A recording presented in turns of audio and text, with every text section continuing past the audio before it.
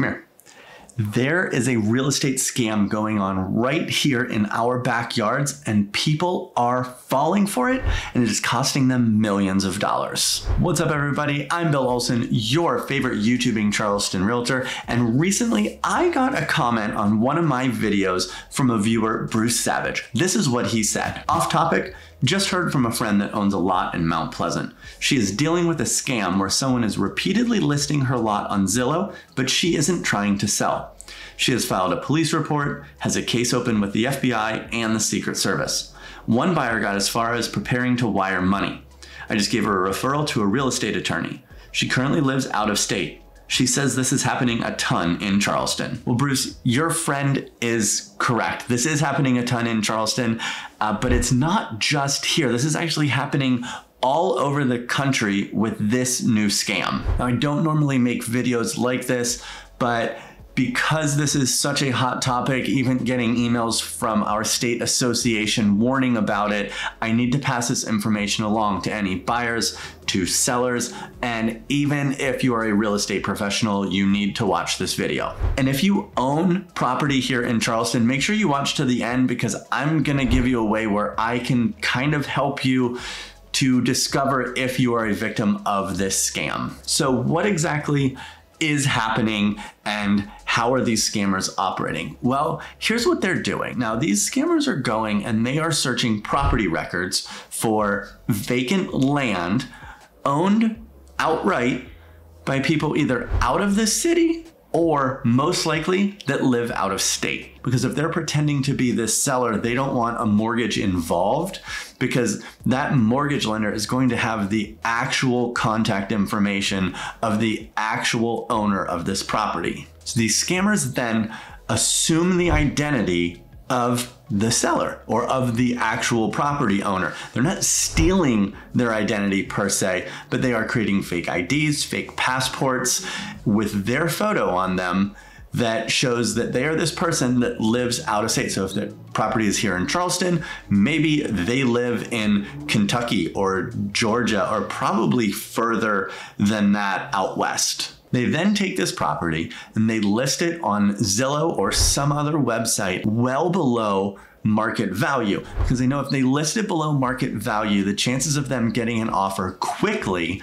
greatly increases. And remember, they don't care about selling it for market value, they just care about selling it. Then when an unsuspecting buyer comes along, thinks they're getting this great deal from this seller that knows nothing about the property that they have, it gets to closing, the money is wired, and then poof, scammer's gone. Sometimes they are actually not listing it for sale by owner on Zillow, they're actually calling a local realtor. So once they locate the property and they assume the identity of the actual owner, they'll go on a site like Zillow and they'll find a local realtor and give them a call. And the conversation will probably pretty much go like this. Hey, I've got some land to sell. Can you help me? Now, I would guess that these scammers are going to find realtors that don't do much business, don't have many reviews, because they're going to be the ones that are going to be probably the most excited for this random call and probably do the least amount of due diligence and legwork.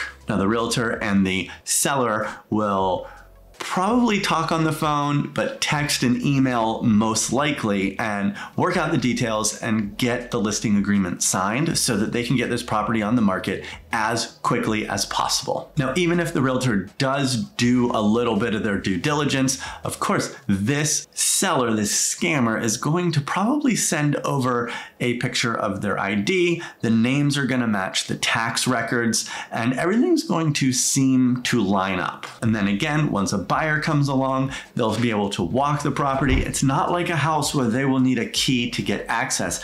It is just vacant land. They can drive up and walk it, which is what makes it easier for these scammers to use that land as opposed to a home. And even when you get to closing and everything, the names are matching up, they've assumed these identities, and chances are if that money does get wired, then they're just going to disappear. And they're not showing up to closing. They are closing by power of attorney or with a notary. And especially in the past 2 years, it has kind of become commonplace that these remote closings, especially for sellers, are happening to where they don't have to be there. So these scammers are taking advantage of that situation. So Bruce has his friend that has happened to, but there was also a story on News 2 here locally about a woman in Awanda that this was happening to, and she got a call from a friend that asked if she was selling her property because there was a for sale sign on her lot,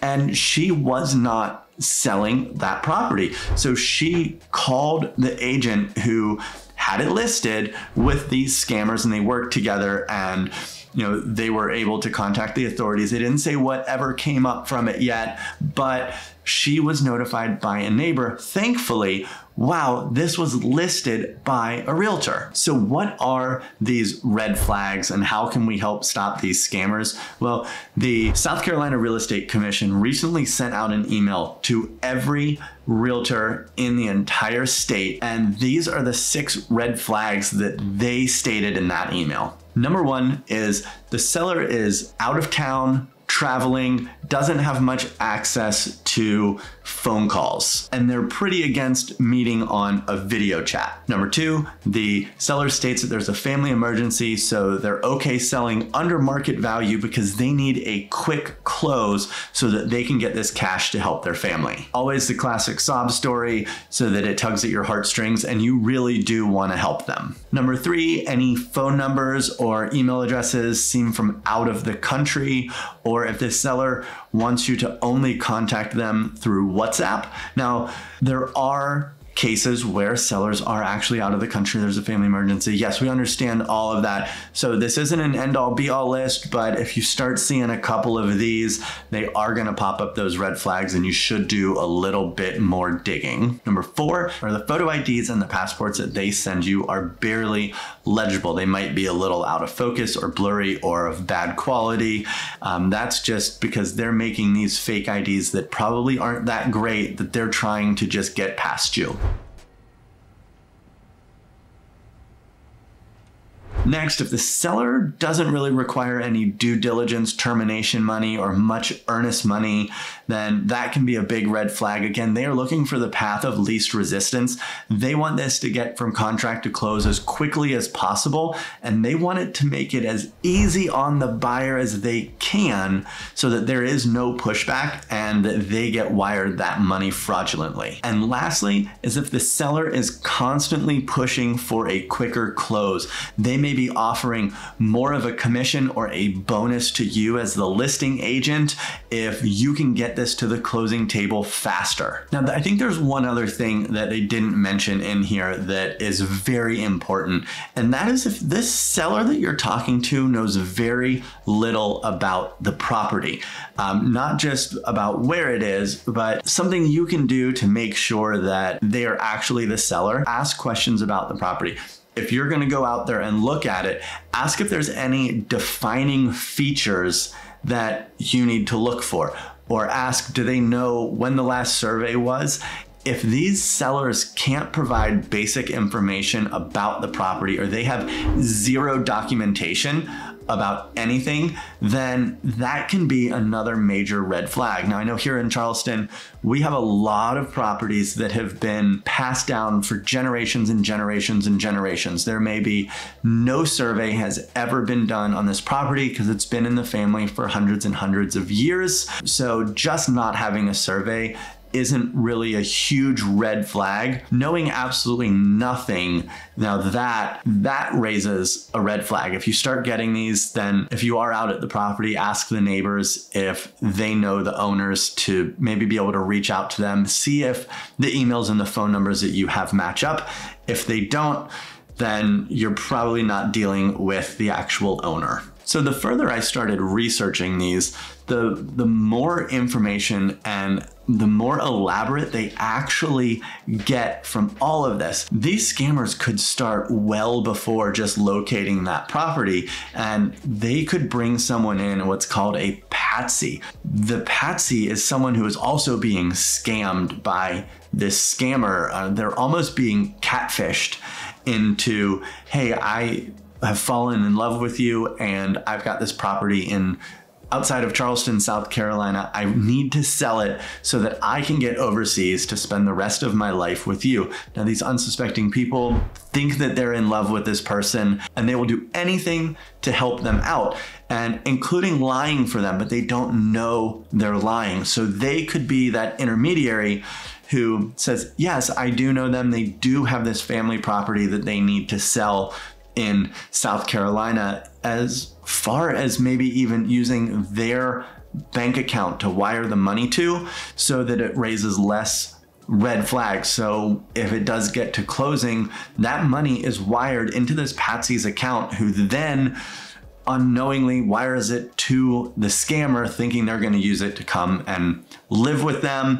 But then poof, they are gone, money in hand, and no one can find them. Now, if it does get to closing, the one thing is there are buyers that are suing people that this has happened to. And it's not just a listing agent. If you are a buyer's agent, you need to be doing your due diligence as well and asking the listing agent these questions, because you can also be sued if your buyer buys this property fraudulently. In addition, the patsy who had nothing to do with it other than also being scammed can also be sued by this buyer. Once it gets to closing and the title gets updated or the deed gets updated, now you've got a muddy deed, you've got muddy title, and once it's figured out, they're gonna change it. The buyer's gonna be out all the money that they paid for this property. The deed is going to be transferred back into the rightful owner's names, and they're going to have nothing to show for it but a giant hole in their bank account. If you own a property, how can you make sure that this doesn't happen to you?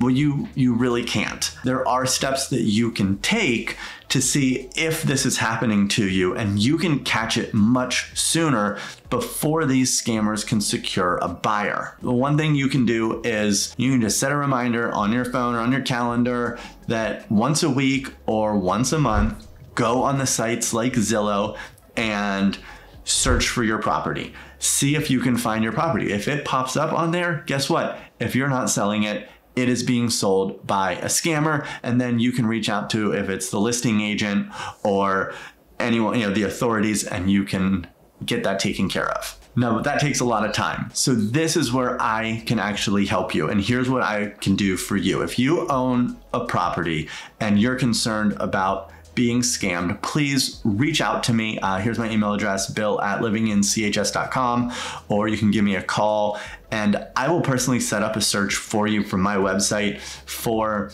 land similar to what you own, and we can keep an eye on it that way. And that way, if your land does go up for sale, you will get an email showing that it has been up for sale. And then that way I can help you get in touch with either the listing agent or the authorities, and we can take those next steps to help you get this removed and hopefully catch these scammers that are trying to fraudulently sell your property. Now, I don't normally ask this, but if you could share this video with anyone you know who owns property or is looking to buy property, especially vacant land, not just here in Charleston, but anywhere, that would be greatly appreciated, because I think this information really needs to get out there so people know exactly what is going on. And I promise I don't always make serious videos like this. So if you want to subscribe down below, I promise I'm a lot funnier than this most of the time. But this was just something that's happening right now that you needed to know about.